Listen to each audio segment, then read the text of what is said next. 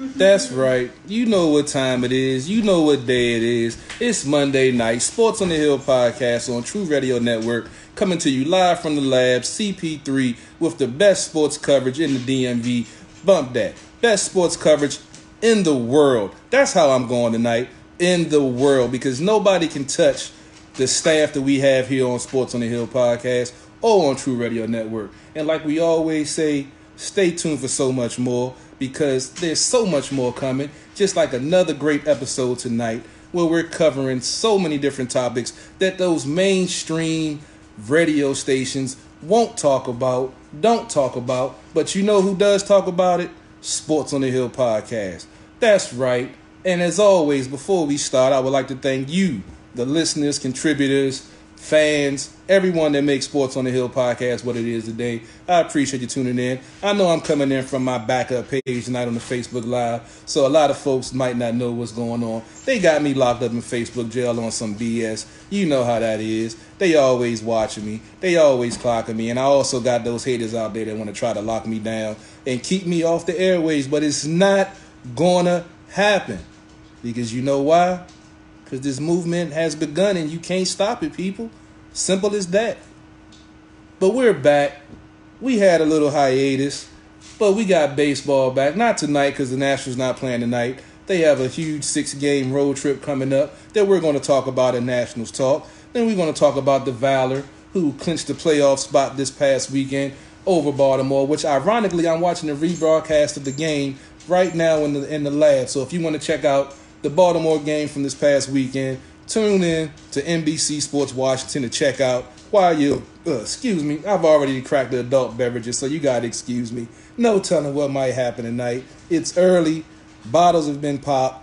Other things have been happening, so who knows what might happen tonight. But as I say, you can tune in to NBC Sports Washington to catch the rebroadcast of the game that the Valor won that we're going to break down probably in the second half hour of the show. Then we're going to speak on the Washington Mystics, who unfortunately are on a 3-game losing streak right now.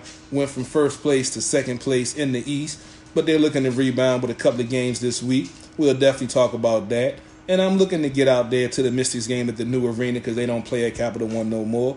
But we got press credentials, so we might as well go. So I'm going to get out there sooner or later, so stay tuned for that also. And we also got BrianB on the line, who's definitely going to fill in with some MLB talk, but he's also going to fill in with some DC United talk also. And we might even talk about the U.S. women's team again, since, you know, we talked about them winning the World Cup last week. We talking about the pay equality. I know we don't talk about politics on Sports on the Hill, but some things do need to be spoke about. I see we got some folks tuning into the Facebook Live. What's up, Jeff? What's up, Daniel? Appreciate y'all tuning in. Sith Lord in the building.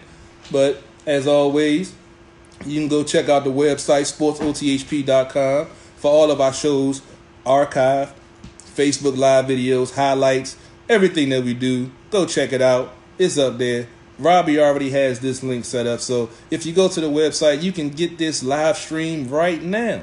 Because you know why? He's just that good. And that's just what we do.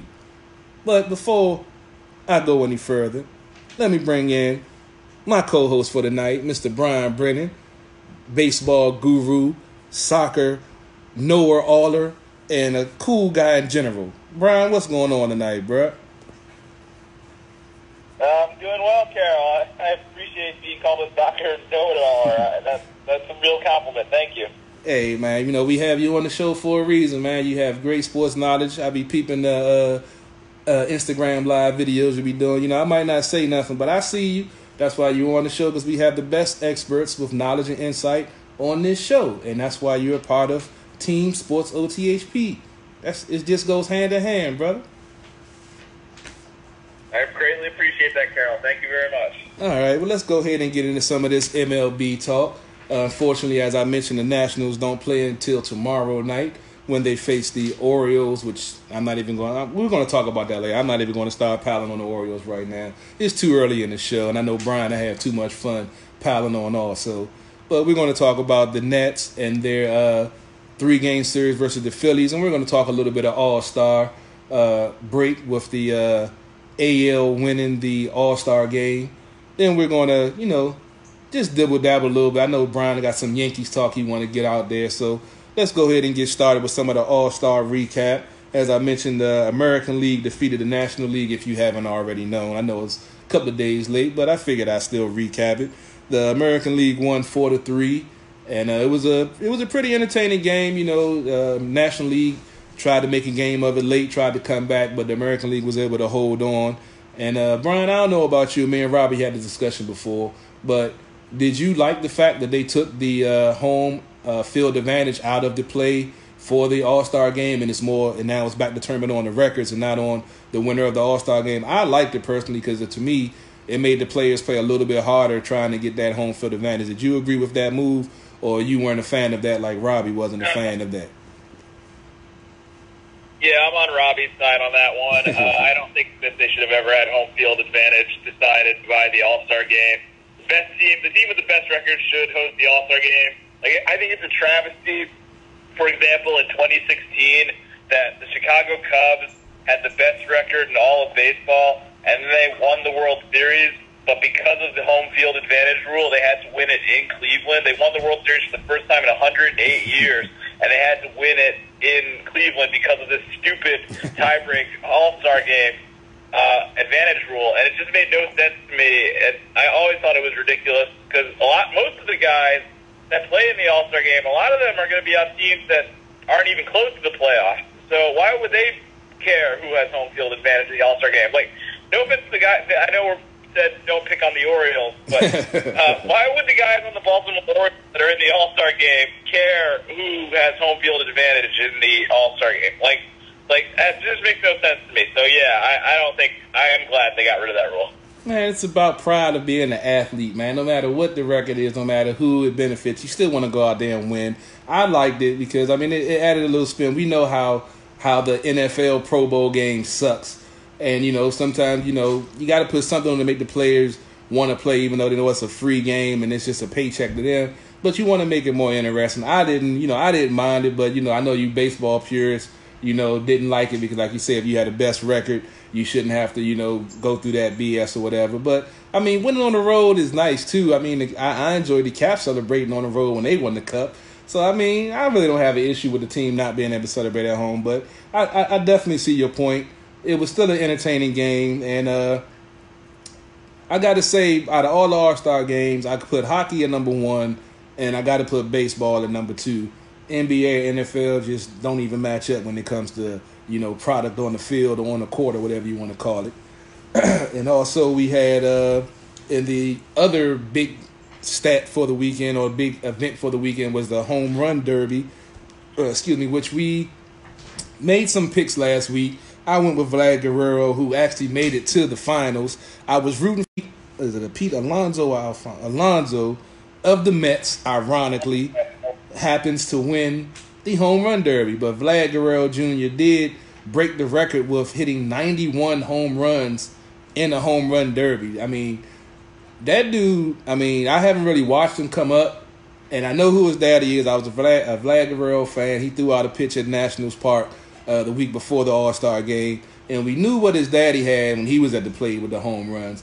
But his son, them was some monster home runs he was hitting. Unfortunately, Pete Alonso got hot at the right time and, was able to edge him out. But it was a very entertaining home run derby. I must say they did get that right.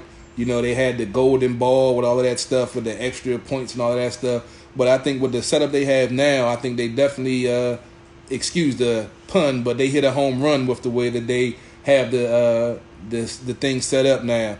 So was you surprised that Pete Alonso won the home run derby? Because I don't know if you took Vlad also, but I know I went with Vlad. No, I think I actually did pick Pete Alonso to win the home run derby. So, Damn it, I'm no surprise. He's been one of the best home run hitters in baseball this year. He just plays for a crappy team, so doesn't get talked about as much. But Pete Alonso's been putting on a show this year for the Mets, and I wasn't surprised he won the home run derby. But the real story of the home run derby, like you said, Carol, was definitely Vlad Guerrero Jr. and Jock Peterson. They had a round where they both, Vlad Guerrero won by beating Jock Peterson 40-39. So it was just an incredible home run derby. It was great for baseball, and I was really excited by it. I had a great time watching the home run derby. No doubt, I did too. I definitely enjoyed the. What got me more hooked was last year when the All-Star was here, and all the festivities and seeing it actually in our own town. Definitely got me turned on to it more this year. So I definitely watched more of the All-Star than I had before. But it was definitely an entertaining weekend. Well, a couple of days of events. It wasn't a weekend, but it was definitely entertaining and definitely fun to watch. Some other baseball news, sad news. Well, not sad news, but bad news for the Nationals. Mad Max, if you haven't already seen, because we posted it on our page and shared it as soon as the news broke. But Mad Max is on an injured list with lower back tightness. That'll be retroactive to last Wednesday. So hopefully he'll be back healthy, get that taken care of, and be back out there pitching strong, because we definitely need him in this rotation. And we could have definitely used him yesterday for a scheduled start when they took that loss to the Phillies. But I'm not going to get too far ahead of myself, because they had two other games for the Phillies that was definitely worth talking about. And for the week that was, as we mentioned, the All-Star break, but we had a 3-game series versus Philly. The Nats are currently in the last 10 are 8-2, currently sitting 49-43 in second place in the NL East, 7 games behind Atlanta, who ironically swept the Padres this past weekend. Nats were 6 games behind, now they're 7 because they took that loss yesterday. But before we get to that one, let's get to game 1, which was won by the Nationals 4-0, with Steven Strasburg taking the mound. That put him at 11-4 on the year. He went 6 innings, giving up 7 hits, no earned runs, with six strikeouts and 1 walk. He's on a scoreless streak of, I believe, 20 innings now. He's been pitching very well. We spoke last week about how he's been pitching under the radar. We know what Mad Max has been doing with the strikeouts, and on a 6-game winning streak that he's on. But Strasburg has been pitching his butt off also, and has been looked very sharp out there. And one of his weaknesses was when it was a hot day, or he was overstressed, that his location wouldn't be the best. But he's definitely rectified that this season, and at the end of last season, and he continued that trend this season. This game was, as I said, a 4-0 shutout. Victor Robles had a two-run RBI single in the top of the second. Ryan Zimmerman hit a sacrifice fly in the top of the third, and Juan Soto had a sacrifice fly in the top of the ninth to add to the 4 runs for the Nats. They pretty much dominated this game with Strasburg pitching the way he was. They could hit him, but they couldn't string hits together. He was mixing up his pitches well. He had his location. He had his velocity, and this was a very good outing for him coming out of the All-Star break after that, not going to say extended rest, but, it's always iffy how these pitchers going to come out after the All-Star break with more rest than they're used to when they're used to pitching on a 5-day rotation. When they get a couple of days off, some things can go awry, but look like Strasburg is looking good, and that's definitely a good thing with Mad Max being on the injured list. Game 2 was a 4-3 win, a come-from-behind win. That was it was a great game to watch as a Nats fan, because the Phillies were, after they got shut out the first game, they looked like they were determined to try to win this game. They were making great defensive plays, taking runs away from, taking extra hits away from the Nats, and they were all over the place. Philly took the early 2-0 lead. They got a solo home run and an RBI double, and by the top of the 5th, the Nats were down 3-0. Aaron Nola was pitching phenomenal. He was almost unhittable. I think he only gave up like 4 hits the whole time he was in. I think he lasted 6 innings, and the Nats couldn't get anything. He was mixing his pitches up, and the one thing they say about him is he doesn't follow the regular pitcher, mentality of, certain counts, certain pitches, and, doing certain things, that he just goes, however he goes. And I was watching, and it is very hard to pick up on. He has no type of pattern, no type of strategy of how he pitches. Doesn't matter who's at the plate. He does what he wants to do. And he had the Nats guessing until the Nats got to the bullpen of the Phillies, but that was before they got not a home run. They got a RBI single from Victor Robles in the top of the sixth, and then that made it 3-1. No, I'm sorry, the top of the fourth, and then that made it 3-1, and then in the top of the sixth, Robles legged out a infield single, and it was also a fielding error by the third baseman that allowed who was it to score? Anthony Rendon to score, and then that made it a 3-2 game. Nats were down to their final out in the top of the ninth, down 3-2, when Anthony Rendon got a single, got on base, and Juan Soto comes to the plate, who's had some lucky recent. I'm not going to say lucky because the man plays some good ball. He's had good success against Philly. He's hit very well in Citizens Bank Park. And on the first pitch that he saw in the top of the ninth with 2 outs, this man hit a 2-run home run to give the Nats a 4-3 lead going into the bottom of the ninth. And Sean Doolittle was able to hold on for the save. He went 1 inning, giving up 1 hit, no earned runs, no strikeouts. Juan Suero earned the victory. That puts him at 2-4. He went 2/3 of an inning going, giving up no hits and no earned runs. And the Nats were able to win the series and win the game 4-3, going into Game 3 looking for the sweep.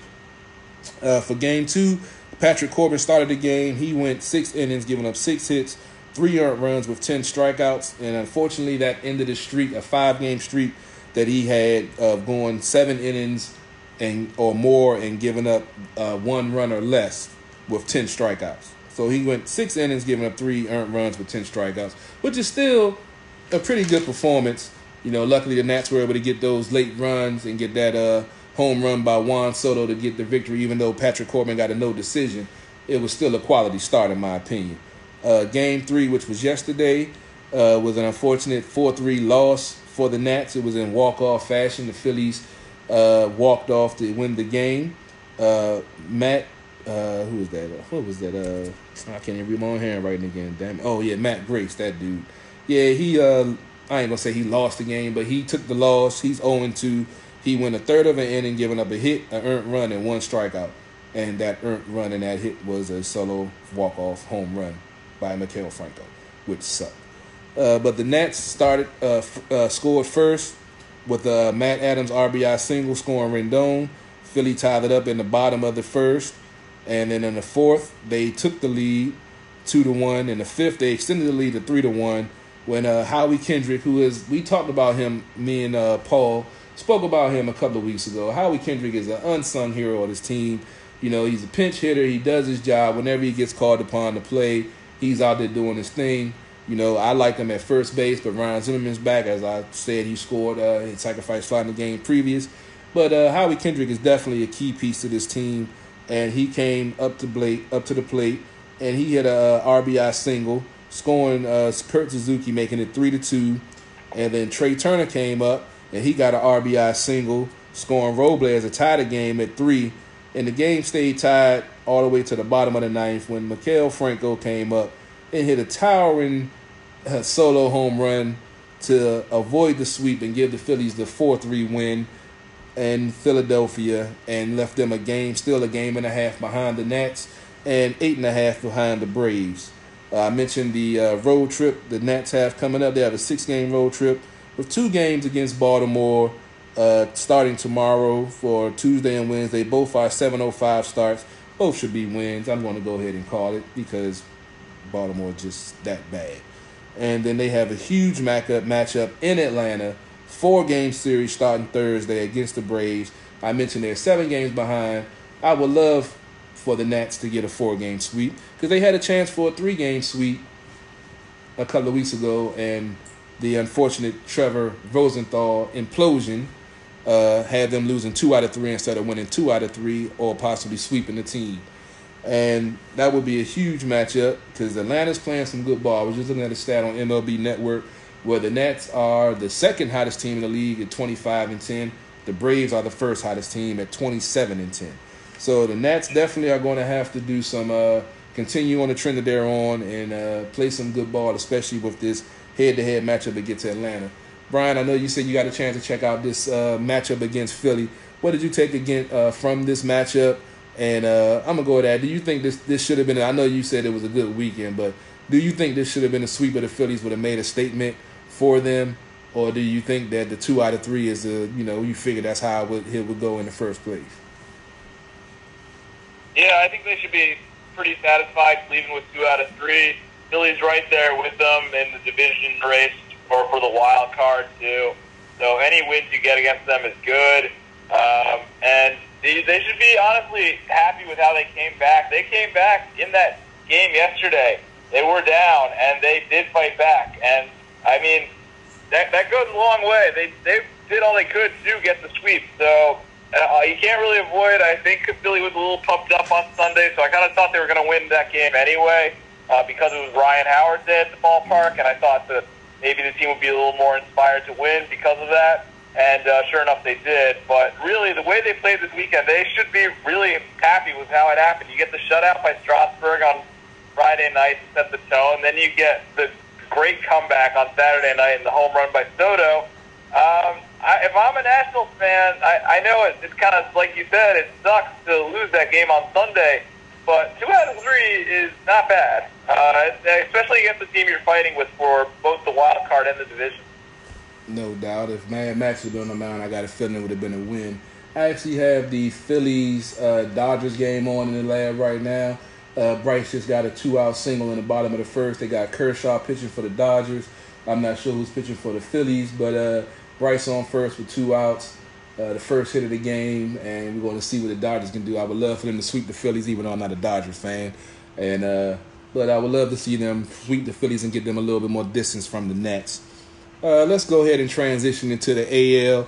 Go ahead and talk about your Yankees out of the All-Star break and what's going on in the AL. Yeah, so the Yankees over the weekend were getting right back into playing teams in their own division. They took on Toronto and Vlad Guerrero Jr., who just put on the show in the Home Run Derby. 3-game series at the Bronx. They played on Friday, Saturday, Sunday. Yankees won the first game 4-0. A pretty easy win. Toronto didn't put up much of a fight. The Yankees scored 4 runs and just kind of cruised from there and got the win. Saturday's game, I didn't see much of it, but Saturday's game was a little unfortunate for the Yankees. They just didn't have enough offense. Toronto scratched across 2 runs. The Yankees scored 1 run late in the 9th inning, but it was just too late, and they lost 2-1 to Toronto. But then yesterday, another kind of low-scoring game. The Yankees don't play a lot of low-scoring games, so I was a little surprised at how this weekend went with the 4-0 game, a 2-1 game, and then a 4-2 game. But the Yankees finally broke through and got the timely hits, and they beat Toronto on Sunday to win the series 4-2. And so they are right now 6 games up. I believe 6 games up in the standings. Yeah, 6 games up against Tampa Bay, who they're playing right now, and 8 games in the loss column. The Yankees play Tampa Bay this week right now. They're actually playing right now at the stadium in a 4-game series. The Yankees are currently losing that game 1-0. And then later this weekend they'll play Colorado at the stadium. So I'm pretty psyched about what the Yankees are doing. As long as they keep winning, I don't care how many runs they score, how clean it is, how ugly it is. As long as they keep winning and keep padding their division lead at this point, I'm pretty satisfied as the Yankees fan. I feel you. I was watching earlier. Colorado took a 17-2 loss today to San Francisco. That I turned it on. I was like, wow, that's crazy. Yeah, 17-2. I was like, how do you even just stay at the ballpark for that? It's time to go home. When they hit double digits, it's time to go. That's crazy. 17-2. You do not see scores like that often. So, especially because the Giants are not very good either. So, that's crazy. Wow. Yeah, I think they were in Colorado, so the ball must have been flying today. But before we transition into the next topic real quick, I meant to do this at the top of the show, but we had an unfortunate passing this weekend of Pernell SweetPea Whitaker, world-famous champion boxer from the 757 Virginia Beach area. I used to venture down to 757 back in his heyday, and we used to, be riding around doing some things. I'm not going to go into detail, but we'd ride by his house every now and again, check out the mansion and everything. And it's sad to see at the age of 55, Pernell Whitaker was hit in a car accident. I haven't looked at all the details. I've read the articles, But apparently he was hit by a car, and unfortunately he passed away at the age of 55. We were hoping to get Paul the Boxing Guy on, to talk about more the impact of boxing that he had. We're still hoping to get him on. If not, we'll discuss that on Thursday night show, the Sports on the Hill podcast, which starts at 9 o'clock on TruRadio Network, as always. Shameless plug. But he's definitely going to be missed. He revolutionized boxing. If you saw the video that Paul put together that I put out on our page, Floyd Mayweather was talking about Pernell Whitaker, who helped inspire him with being a smaller guy and being elusive and being able to, do the things that he did in the ring. And he helped inspire him to want to do those same things. So, want to give prayers and condolences to the Whitaker family. Some of my folks down there, they were real close with him. I just heard about the news on my way to work this morning, so I didn't even know about it until somebody told me at work. But we're definitely going to talk about his impact to the boxing world and to boxing to this day, right now.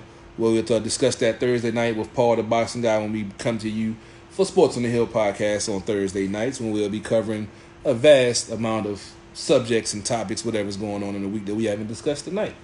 And then, since I'm watching the rebroadcast of the Valor game, that they just went up 13-7 on Baltimore on a long touchdown throw by Arvell Nelson, and they clinched the number 4 seed at least before the playoffs. They have a game this Saturday versus the Columbus Destroyers at 3:30 at Capital One Arena, where I will be broadcasting live with press credentials, and Jay Legend of Jet Radio and Unfair Advantage will be there in the building with me, shooting footage with me. If you're watching the Facebook Live feed, I got the Jet Radio t-shirt on. I got the SportsOTHP hat on, because we rep our brands, and that's what we do. Any true entrepreneur that says he's the CEO of a company or of whatever, if they're not repping their brand, they're full of shit. That's all I got to say. I don't know where that came from. It just came out. I don't know. I just felt I had a Jay Legend moment. I was talking to him earlier, and I guess I channeled Jay Legend at that moment.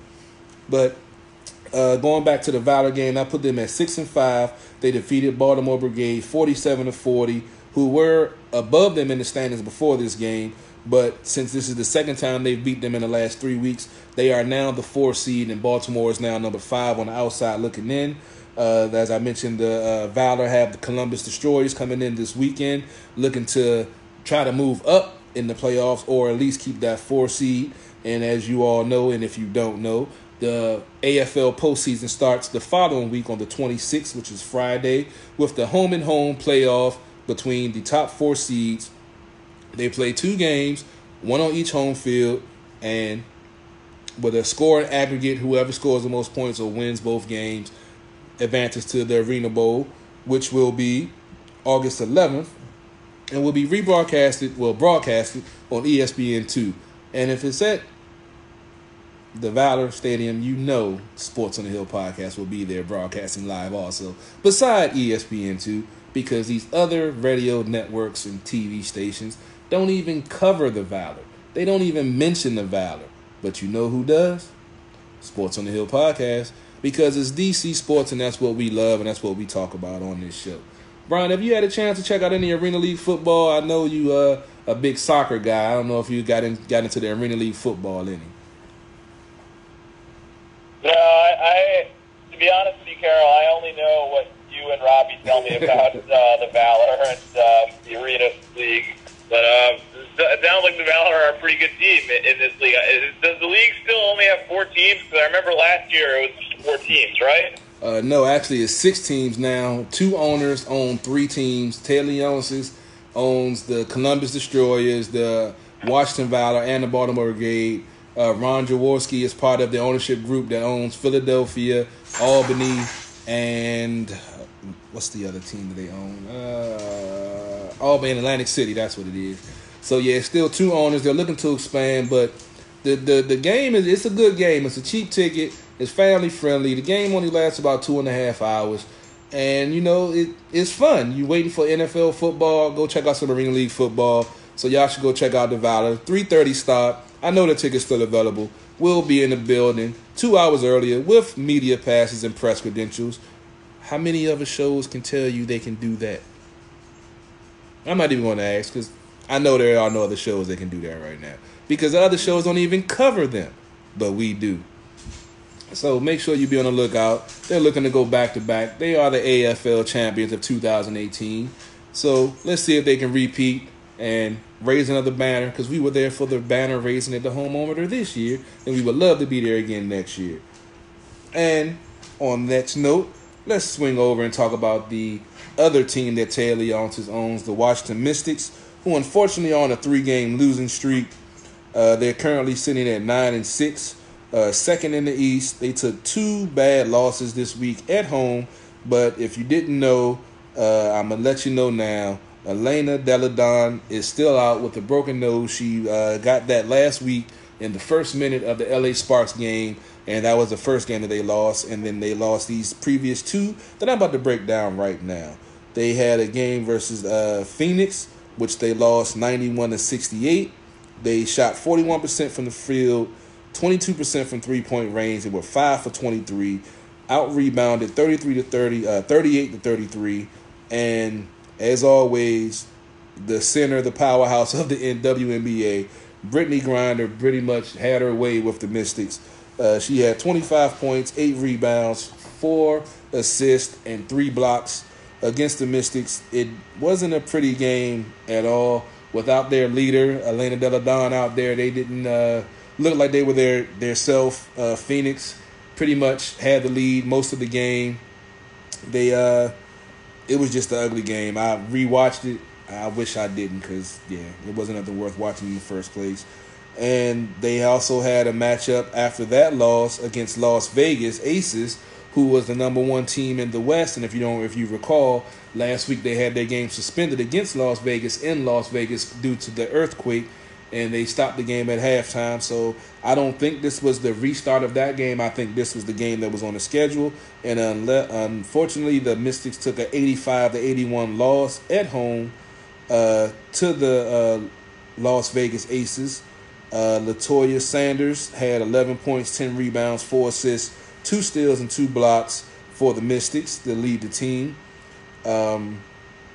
They shot 39% from the field, only 25% from three-point range, 7 for 28, which to me means they were taking too many threes. They were out-rebounded 41-33, and they missed 5 free throws and lost by 4 points, 85-81. So this game was definitely a winnable game, along with Latoya Sanders putting it at 11, that double-double with 11 points and 10 rebounds. Natasha Cloud added 18 points, 2 rebounds, 3 assists, and 1 steal. Emma Musselman had 15 points, 7 rebounds, 2 assists, 2 steals, and a block. And Christy Tolliver, one of my favorite players, she had 15 points, 2 rebounds, 7 assists, and 3 steals. As I mentioned, unfortunately, the Mystics are on a 3-game losing streak. They have 2 games this week. They have a game on Friday at 7 p.m. against Indiana, and they have a game at home at the Entertainment and Sports Complex on Sunday at 3 p.m. versus Atlanta. Hopefully they can get back onto the winning ways and get back in the first place. They're currently in second in the East and looking to get back on the winning side. Haven't had any update on Elena Deladon when she'll be back, but hopefully she'll get back soon because she's the team leader, league MVP twice over, and she definitely makes this team better when she's on the court. Brian, did you have a chance to check out any of the WNBA action, or you've been caught up with the soccer and the Yankees baseball? Yeah, you know where I'm at, Cal. I'll be right there. Soccer and Yankees, and the NBA offseason as well. But of course, I respect what the Mystics are doing, and hopefully they get Deladon back. I mean, I know she's an incredible player, and you said it, 2-time MVP. They need her back. Yes, indeed. I think she'll be back soon. I know they'll probably fit her with the face mask soon. Hopefully she'll be back and get this team back on the winning ways, because I would love to see them make it back to the finals and hopefully could finally win one. But make sure you go check them out. As I said earlier in the show, I'm trying to get out there to this complex. My folks told me where it's at. Congress Heights is right off the metro. So now I know where it is. Now I just got to find a way to get out there when their schedule allows me to get out there. So since we're talking DC sports, I guess we'll go ahead, since we got Brian on the line, and I know he said we got DC United soccer coming up. fill us in on the DC United and what's going on in the soccer world. Because I know it's something going on in the soccer world. Yeah, soccer world never stops. There's always stuff that's happening. I'll talk specifically about DC United. Just give me 1 second to pull up their schedule here. But they were coming off into this game. They played on Friday night against the New England Revolution. And they were coming off a loss to Dallas on the 4th of July, 2-0. And so they were looking to bounce back. And DC United did not get off to the best start in this game. I was actually watching it with another friend of the podcast, Arun, at a pizza place, and DC United did not get off to a good start. New England scored in the 4th minute of this game, and it just looked really bad, and it didn't look good. They just were not playing well. It looked like they were playing half asleep. And then to add insult to injury, the Revolution got a second goal to go up 2-0. Now, the Revolution had already beaten DC United this season, so it would have been bad to lose them twice in a row, especially with their new manager, Bruce Arena, who I hate, and I wouldn't have wanted to lose to. So it was bad to be down 2-0. But then in the second half, DC United got a late goal in the first half. In the 43rd minute, Jara scored to make it was 2-1 in favor of the Revolution. And then the second half was pretty crazy. Both teams were playing physical, and then eventually the Revolution had a player sent off in this game in the 63rd minute. So from then, total advantage DC United, pressure onward, just playing up total pressure, and they were able to get the second goal to even it up and make it 2-2. They pushed hard for the winning goal in stoppage time. There was a lot of stoppage time because of the red card, but they were unable to get the goal. It finished in a 2-2 tie. DC United, I think they probably wanted the victory in this one. They probably wanted to beat New England, but with the way they started this game, they should be happy with the win. Now they have what should be an easy win. They get to go to Cincinnati and take on the expansion FC Cincinnati, the newest team in the league. So DC United should have, I mean, crazy things have happened in MLS, so I wouldn't put it past Cincinnati to beat DC United on Thursday night, but I would be very surprised if that were to happen. So that's their next game. And then on Sunday, they have a huge game against Atlanta, in Atlanta.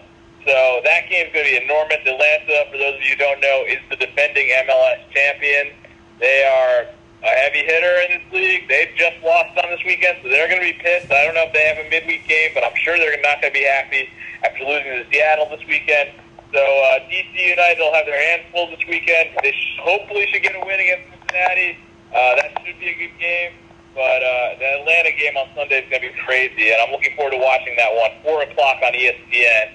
And just a quick update of the standings before I turn it back over to you, Carol. DC United is currently in second in the Eastern Conference, 21 games played, and they have 32 points. They're second behind the Philadelphia Union with 36 points.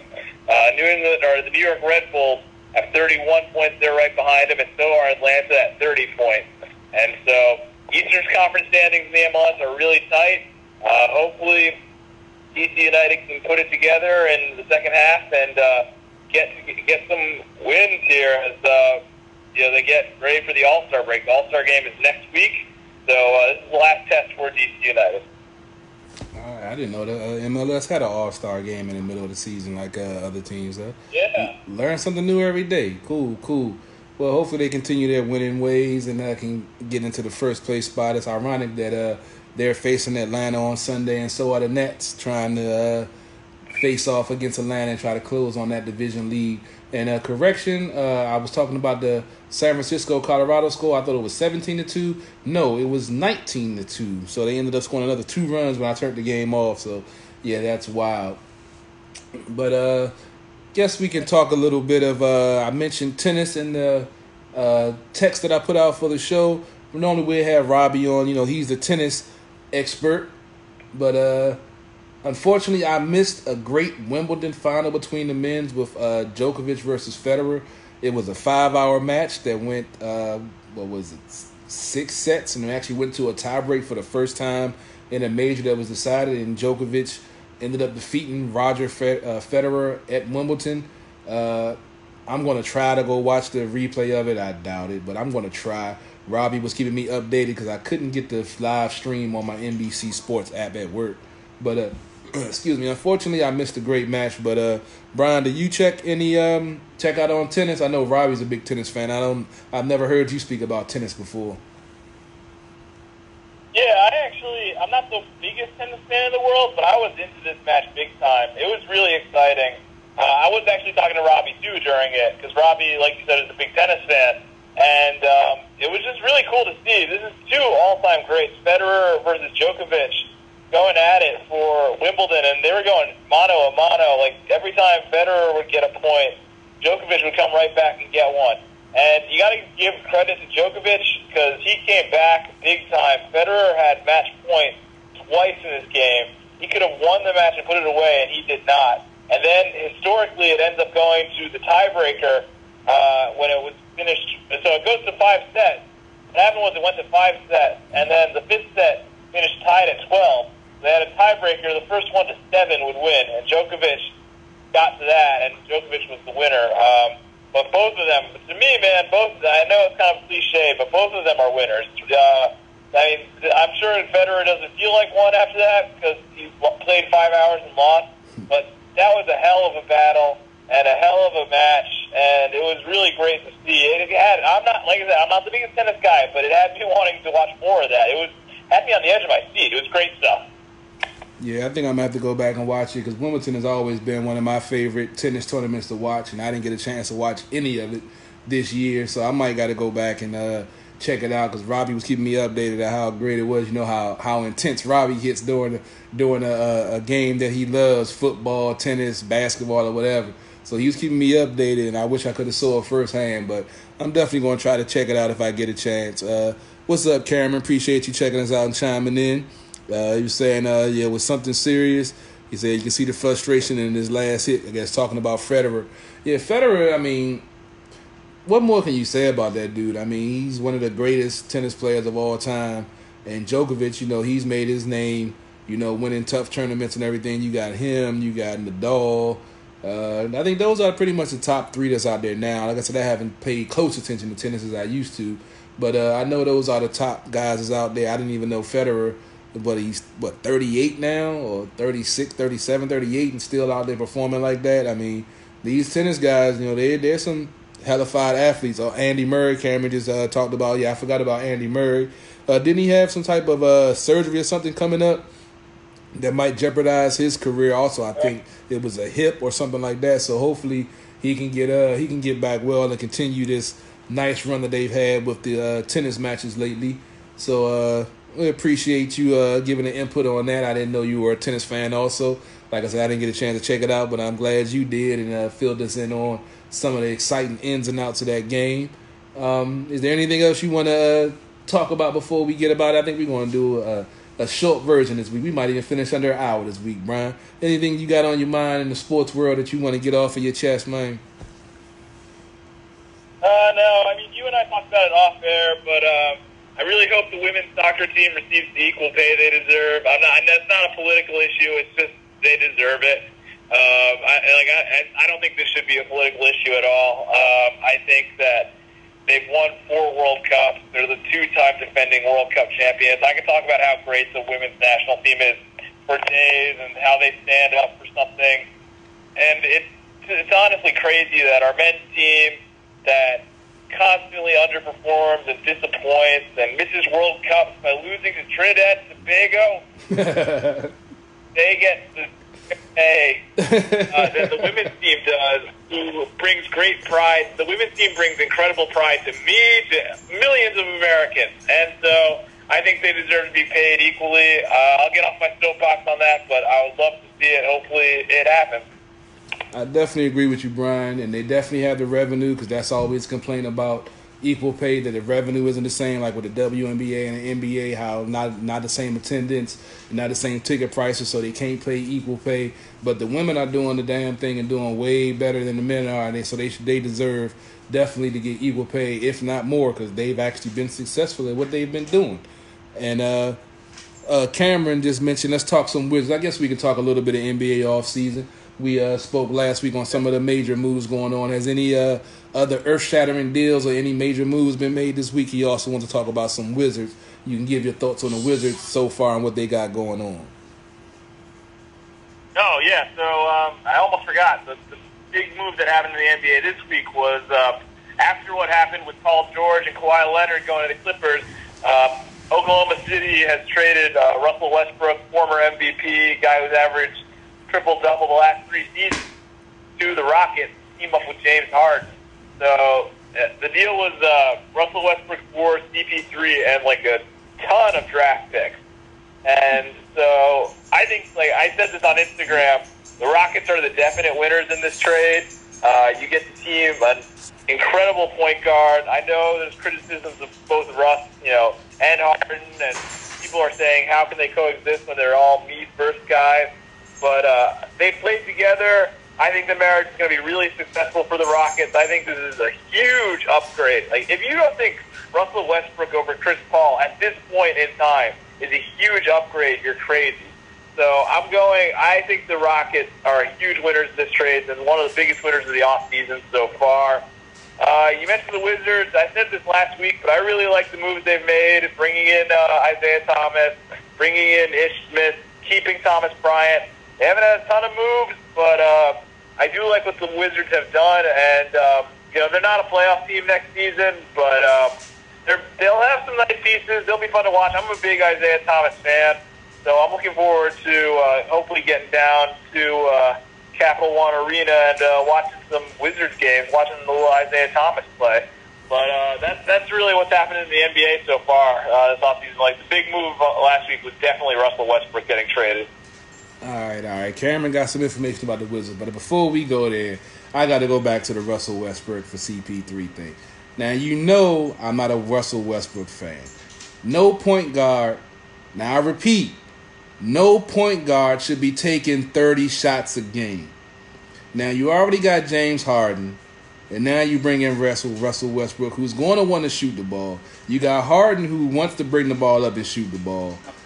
I don't know why CP3 is getting so disrespected. I don't know if it's personal because my moniker is CP3 also. I don't know if I'm taking it personally. But Westbrook, I'm not taking nothing from him. He's a quality player.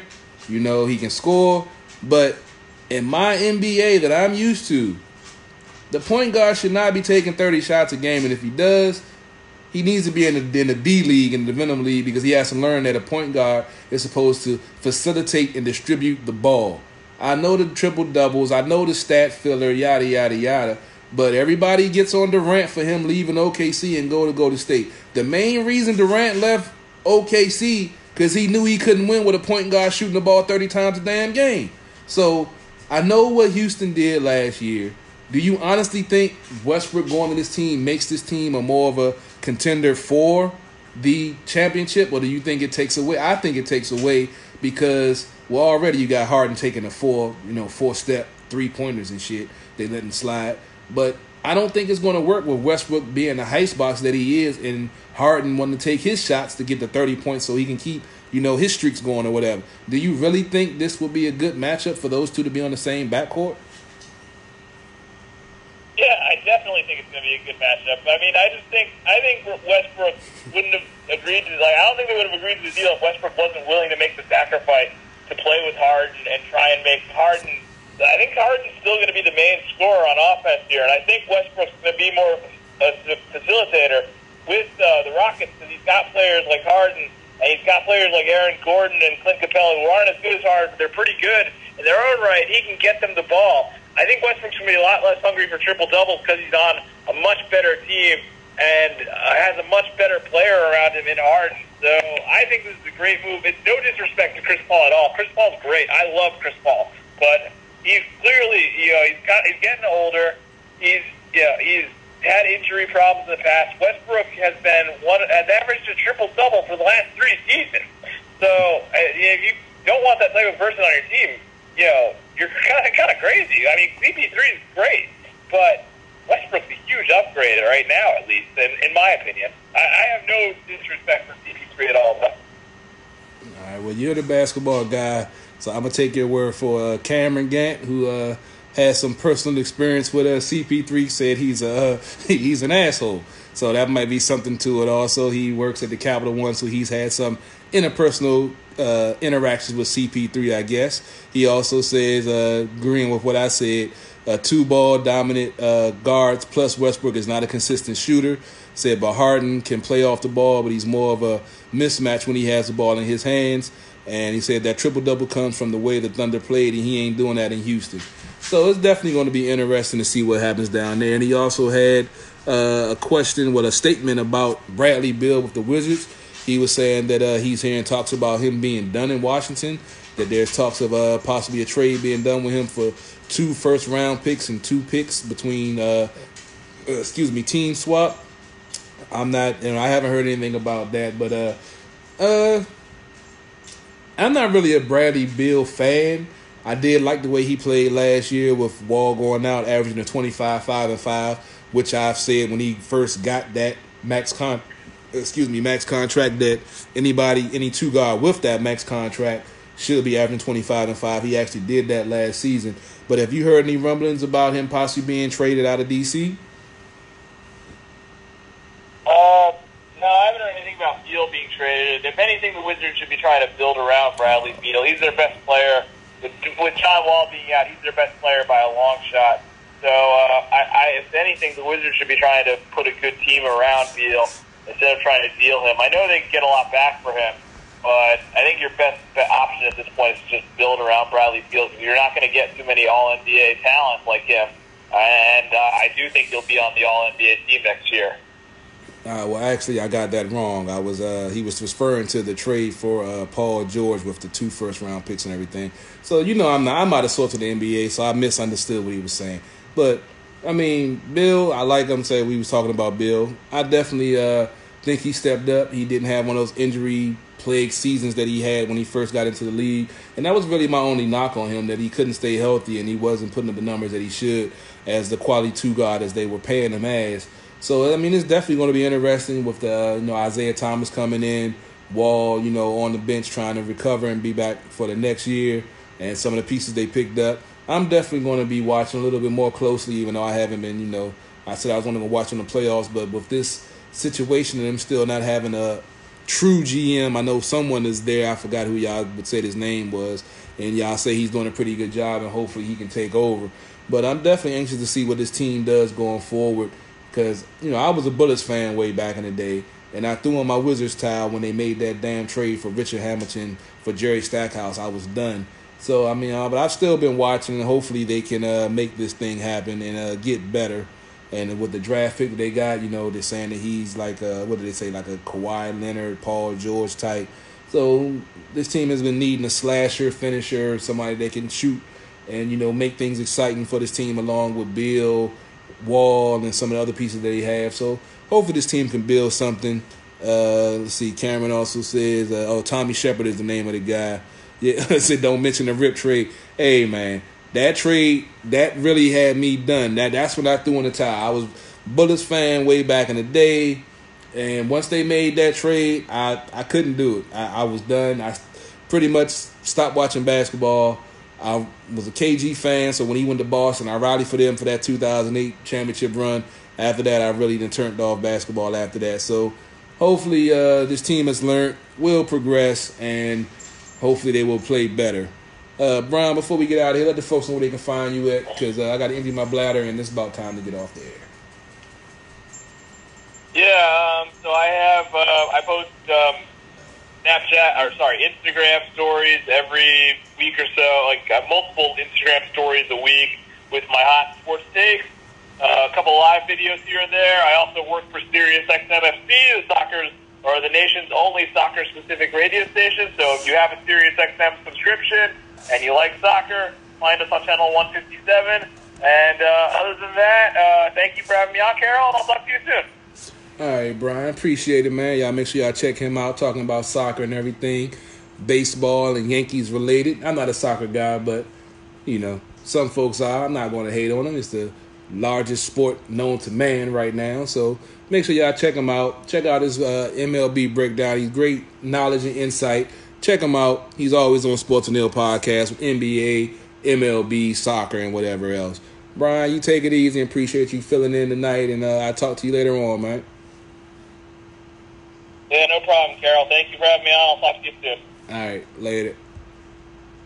All right. Well, we finishing up a little early. Even got it in within the hour. We covered a lot of subjects, covered a lot of topics, and my bladder is full. I need to use the bathroom, so I'm gonna go ahead and end this show right now. Unless anybody has anything else they want to talk about, feel free to chime in. Nobody chimed in. I'm about to get off the air. All right. Appreciate y'all chiming in, checking in on the Facebook Live feed. Cameron, appreciate it. Hopefully you working this Saturday. I'll be at Capital One. We can maybe meet up, link up, talk a little bit. I'll be down there for the Valor game, hopefully for a victory for the Valor. So as always, appreciate y'all checking out the Facebook Live feed. Go check out the website, SportsOTHP.com. Check out the YouTube channels. Carol Porter III, that's 3 eyes on the YouTube channel for all our highlights, simulcast. I'll have this video posted soon on my channel. And appreciate the love, appreciate the support. And tune in Thursday night for Sports on the Hill podcast, coming to you 9 o'clock on TruRadio Network. We'll talk about any other things that's happened this week. And we'll have Paul, the boxing guy, on and break down this last week events of boxing. And talk about the unfortunate passing of Pernell, SweetPea, Whitaker. Y'all be easy. Appreciate it. In the Facebook Live.